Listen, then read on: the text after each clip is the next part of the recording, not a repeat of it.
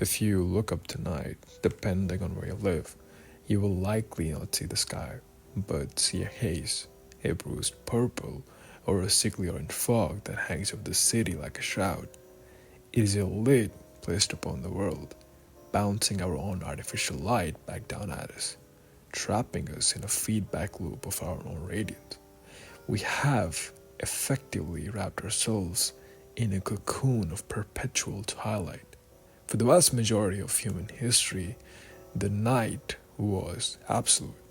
When the sun went down, the world changed.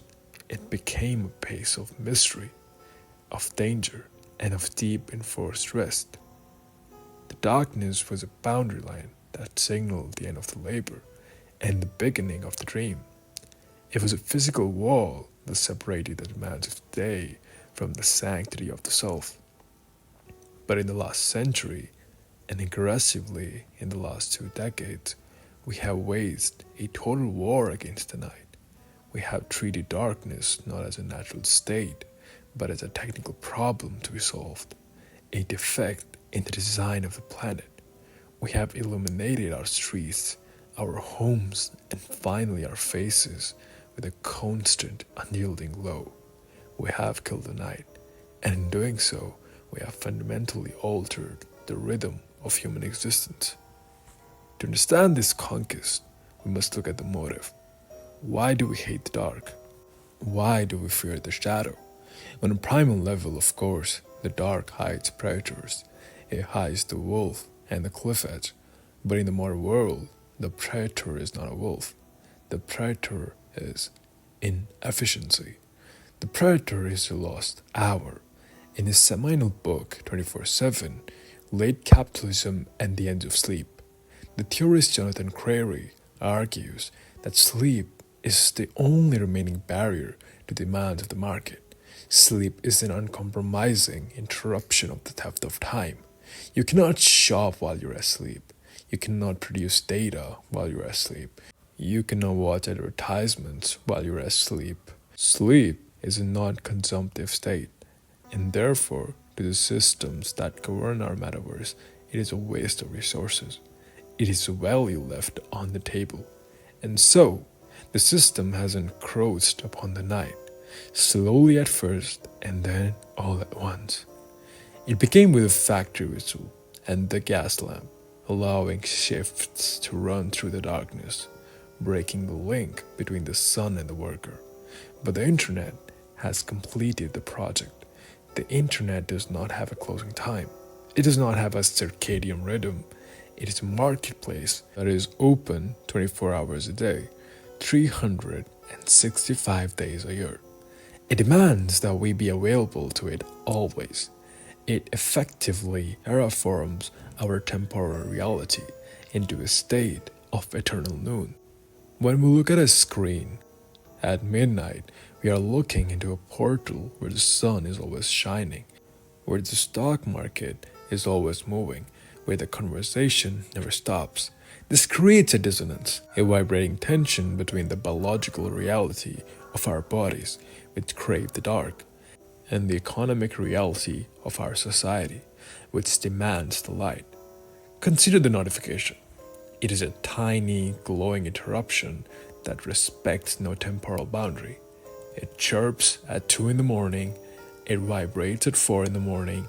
It tells us that somewhere something is happening, and we are missing it. It creates a state of low hypervigilance even when we do sleep. We sleep with the phone beside our pillow like a soldier sleeping with a rifle. We are never truly off. We are merely in standby mode, waiting to be booted up by the next dopamine trigger. We have internalized the operating hours of a convenience store. We have become 24/7 beings. This erasure of the boundary between day and night has psychological consequences we are only just beginning to understand.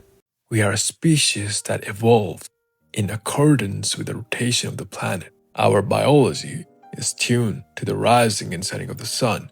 We are creatures of rhythm.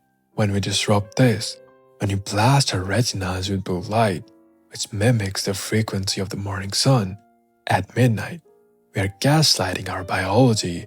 We are telling our bodies it is time to hunt, time to gather, time to work, when it is actually time to rest. The result is a civilization that is chronically exhausted, yet unable to sleep. We are tired but wired. We engage in what is called revenge bedtime procrastination, staying up late, scrolling through nonsense, not because we're enjoying it, but because we are desperate to reclaim some sliver of time that belongs to us. Even if that time is stolen from our own health, we sacrifice the tomorrow to steal back a little bit of the day. But the death of the night is about more than just sleep deprivation. It is about the loss of the unknown.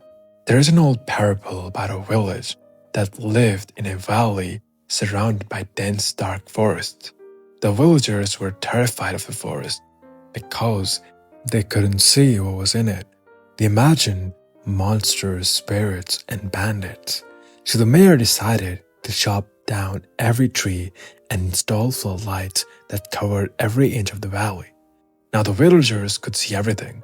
There were no more shadows, there were no more secrets. But the villagers soon found out that without the forest, without the mystery of the dark, the world felt incredibly small. They became bored. They became anxious. They realized that the darkness had not just hidden monsters, it had also hidden magic. It had provided a space for their imaginations to fill. We have done this to our world by illuminating everything, by making all information instantly accessible. By removing the shadows, we have disenchanted reality. The night was once a time for storytelling, for whispering, for dreams. It was a time when the logic of the day softened and the surrealism of the subconscious took over. It was a time for ghosts, for ancestors, for the things that cannot be explained by spreadsheet. Now the night is just a day with slightly less traffic. We have scrubbed the ghost stories from the world and replaced them with harsh, fluorescent truth of the newsfeed. We have traded the dream for the data. This constant illumination creates a sort of panopticon.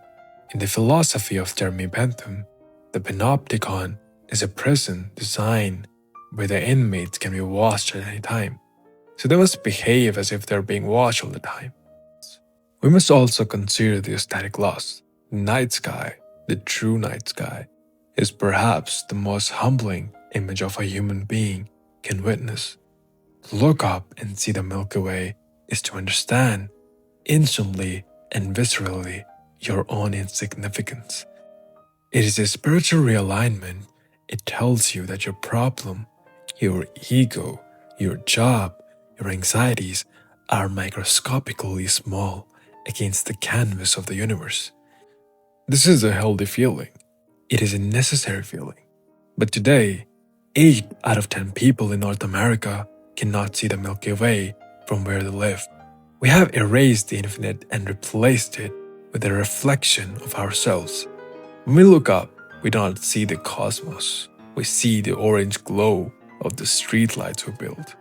We have trapped ourselves in a hall of mirrors, staring at only our own creations, forgetting the vast, cold, beautiful void that lies just beyond the glare. The darkness, strangely, was a unifier.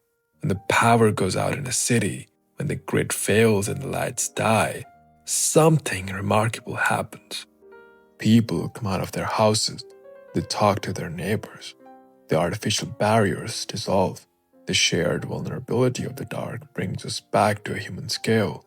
We remember that we are small, soft creatures huddled together on a rock spinning through a vacuum. We remember that we need each other.